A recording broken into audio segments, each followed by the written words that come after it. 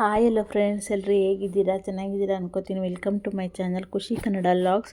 ಇವತ್ತು ತುಂಬ ರುಚಿಯಾಗಿ ತುಂಬ ಸಾಫ್ಟಾಗಿ ರಾಗಿ ರೊಟ್ಟಿ ಅಥವಾ ರಾಗಿ ಚಪಾತಿ ಯಾವ ರೀತಿ ಮಾಡೋದು ಅಂತ ನೋಡೋಣ ಬನ್ನಿ. ತುಂಬ ಚೆನ್ನಾಗಿರುತ್ತೆ, ತುಂಬ ಸಾಫ್ಟಾಗೂ ಬರುತ್ತೆ, ತುಂಬ ಹೆಲ್ತಿಗೂ ತುಂಬ ಒಳ್ಳೆಯದು, ತುಂಬ ಈಸಿಯಾಗೂ ಮಾಡ್ಕೋಬೋದು.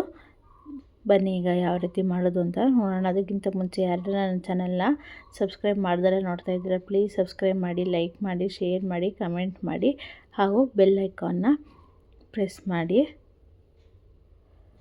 ಬನ್ನಿ ಈಗ ಯಾವ ರೀತಿ ಮಾಡೋದು ಅಂತ ನೋಡೋಣ.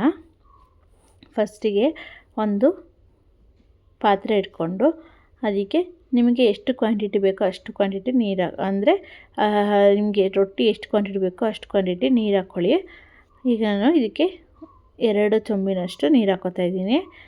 ಇದಕ್ಕೆ ಸ್ವಲ್ಪ ಹಸಿಟ್ಟನ್ನು ಉದುರಿಸ್ಕೊಳ್ಳೋಣ. ಫಸ್ಟಿಗೆ ಇದು ನೋಡಿ, ಈಗ ಹಸಿಟ್ಟು ಉದುರಿಸ್ಕೊಂಡಿರೋದು ನೀರು ಅಂಬ್ಲಿ ಚೆನ್ನಾಗಿ ಕುದಿ ಬರ್ತಾಯಿದೆ. ಈ ಟೈಮಿಗೆ ನಾವು ಒಂದು ಚೊಂಬು ನೀರಿಗೆ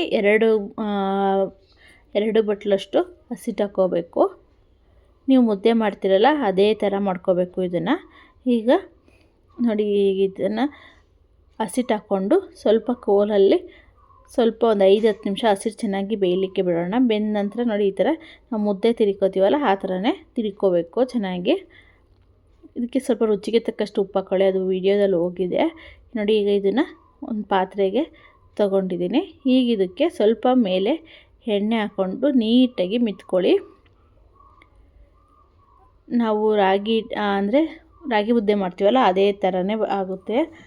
ಈಗ ಇದನ್ನು ಸ್ವಲ್ಪ ಮೇಲೊಂದು ಸ್ವಲ್ಪ ಎಣ್ಣೆ ಹಾಕ್ಕೊಂಡು ನೀಟಾಗಿ ಮಿತ್ಕೊಂಡ್ರೆ, ಈಗ ಸ್ವಲ್ಪ ಹಸಿಟ್ಟು ಹಾಕ್ಕೊಂಡು ಸ್ವಲ್ಪನೇ ಹಿಟ್ಟು ತಗೊಂಡು ನಾವು ರೊಟ್ಟಿ ಚಪಾತಿ ಮಾಡ್ತೀವಲ್ಲ ಆ ಥರ ಹರ್ಕೊಂಡ್ರೆ ಆಯಿತು. ನೋಡಿ ಎಷ್ಟು ನೀಟಾಗಿ ಬರುತ್ತೆ, ಉಂಡೆ ಚೆನ್ನಾಗಿ ನಾದ್ಕೊಂಡ್ರೆ ಚೆನ್ನಾಗಿ ಬರುತ್ತೆ.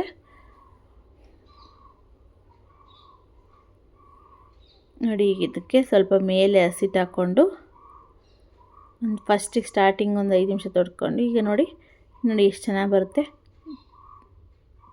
ರಾಗಿ ಚಪಾತಿ ಅಥವಾ ರಾಗಿ ರೊಟ್ಟಿ ಯಾವುದಾದ್ರು ಅನ್ಕೋಬೋದು, ಎಷ್ಟು ಚೆನ್ನಾಗಿ ಬರುತ್ತೆ ಅಂತೀರ. ತುಂಬ ಚೆನ್ನಾಗಿದೆ, ತುಂಬ ಸಾಫ್ಟಾಗೂ ಇರುತ್ತೆ, ತುಂಬ ಈಸಿಯಾಗೂ ಮಾಡ್ಕೋಬೋದು. ನೋಡಿ ಎಷ್ಟು ನೀಟಾಗಿ ಒಂದು ಸ್ವಲ್ಪನೂ ಅರಿಯಲ್ಲ, ತುಂಬ ಚೆನ್ನಾಗಿ ಬರುತ್ತೆ. ನೀವು ಯಾವ ಥರ ಹರ್ಕೋತೀರೋ ಆ ಥರನೇ ಬರುತ್ತೆ, ತುಂಬ ಚೆನ್ನಾಗಿರುತ್ತೆ ನೋಡಿ.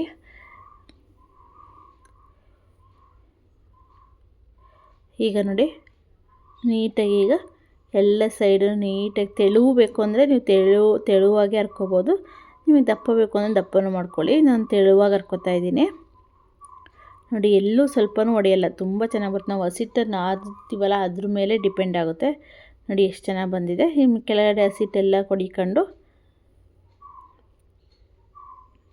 ಇನ್ನೊಂದು ಸ್ವಲ್ಪ ತೆಳು ಬೇಕು ಅಂದರೆ ಇನ್ನೊಂದು ಸ್ವಲ್ಪ ತೆಳು ಹರ್ಕೊಳ್ಳೋಣ.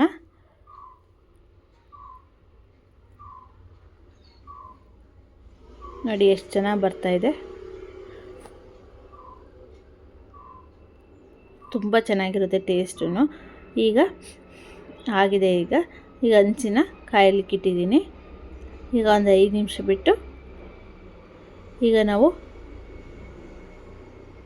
ಆಗಿದಂತಹ ರೊಟ್ಟಿ ಅಥವಾ ಚಪಾತಿನ ಹಂಚ ಮೇಲೆ ಹಾಕ್ಕೊಂಡಿದ್ದೀನಿ.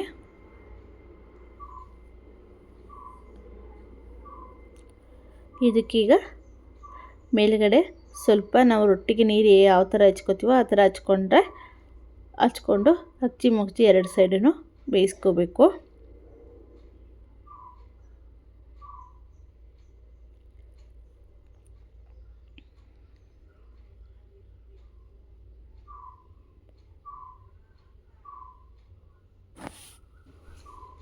ನೋಡಿ ಈಗ ನೀರು ಹತ್ಕೊಂಡು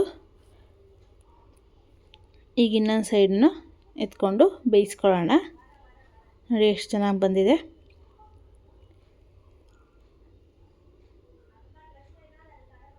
ಸ್ವಲ್ಪ ಮುಕ್ಕಿ ಮಾಡಿ ಬೇಯಿಸಿದ್ರೆ ತುಂಬ ಚೆನ್ನಾಗಿ ಊದ್ಕೊಂಡು ಚೆನ್ನಾಗಿ ಬರುತ್ತೆ. ನೋಡಿ ಎಷ್ಟು ಚೆನ್ನಾಗಿ ಊದ್ತಾ ಇದೆ, ತುಂಬ ಚೆನ್ನಾಗಿ ಬರುತ್ತೆ. ಒಂದ್ಸರಿ ಟ್ರೈ ಮಾಡಿ ನೋಡಿ.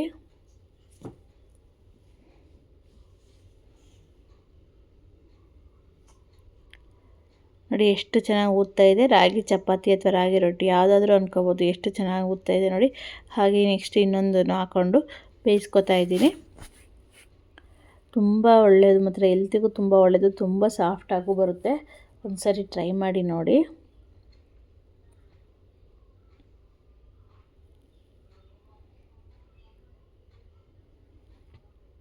ನೋಡಿ ನೀರು ಹಾಕ್ಕೊಂಡು ಇನ್ನೊಂದು ಸೈಡನ್ನು ನೀಟಾಗಿ ಬೇಯಿಸ್ಕೊಳ್ಳೋಣ. ಎಷ್ಟು ಚೆನ್ನಾಗಿ ಬರುತ್ತೆ ನೋಡಿ, ತುಂಬ ರುಚಿಯಾಗೂ ಇರುತ್ತೆ. ಒಂದ್ಸತಿ ಟ್ರೈ ಮಾಡಿ ನೋಡಿ.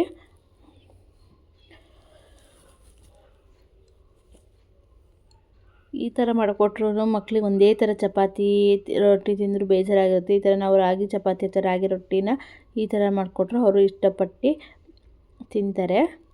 ನೋಡಿ ಯಾವ ಥರ ಊದ್ತಾ ಇದೆ ಅಂತ, ತುಂಬ ಚೆನ್ನಾಗಿ ಉಬ್ಬಿ ಬರುತ್ತೆ. ಒಂದ್ಸತಿ ಟ್ರೈ ಮಾಡಿ ನೋಡಿ. ನಾನು ಈಗ ಇದ್ರ ಜೊತೆಗೆ ಎಲೆಕೋಸು ಪಲ್ಯ ಮಾಡ್ಕೊಂಡಿದ್ದೆ, ಅದನ್ನು ಹಾಕ್ಕೊಂಡು ಸರ್ವ್ ಮಾಡ್ಕೊತಾ ಇದ್ದೀನಿ. ನೀವು ಯಾವುದಾದ್ರೂ ಕಾಂಬಿನೇಷನ್ ಯಾವುದಾದ್ರೂ ಮಾಡ್ಕೋಬೋದು. ನೋಡಿ ಯಾವ ಥರ ಉಬ್ಬಿ ಬರ್ತಾಯಿದೆ. ಸರ್ವ್ ಮಾಡಿ ತೋರಿಸ್ತಾ ಇದ್ದೀನಿ ನೋಡಿ. ರಾಗಿ ಚಪಾತಿ ಅಥವಾ ರಾಗಿ ರೊಟ್ಟಿ ಕೋಸು ಪಲ್ಯ ಜೊತೆ ಸರ್ವ್ ಮಾಡಿದ್ದೀನಿ. ನನ್ನ ಮಗಳು ತಿಂದು ಟೇಸ್ಟ್ ನೋಡ್ತೀನಿ ಅಂತ ನೋಡ್ತಾ ಇದ್ದಾಳೆ. ನೋಡಿ ಎಷ್ಟು ಸಾಫ್ಟಾಗಿ ಬಂದಿದೆ ಅಂತ ನೀವೇ ನೋಡ್ತಾ ಇದ್ದೀರಾ ಯಾವ ಥರ.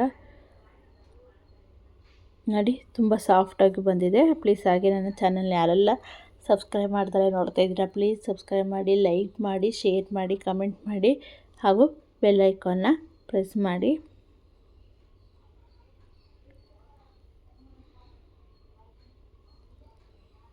ತುಂಬ ಸಾಫ್ಟಾಗಿ ತುಂಬ ಚೆನ್ನಾಗಿ ಬಂದಿರುತ್ತೆ. ಒಂದ್ಸತಿ ಟ್ರೈ ಮಾಡಿ. Thank you.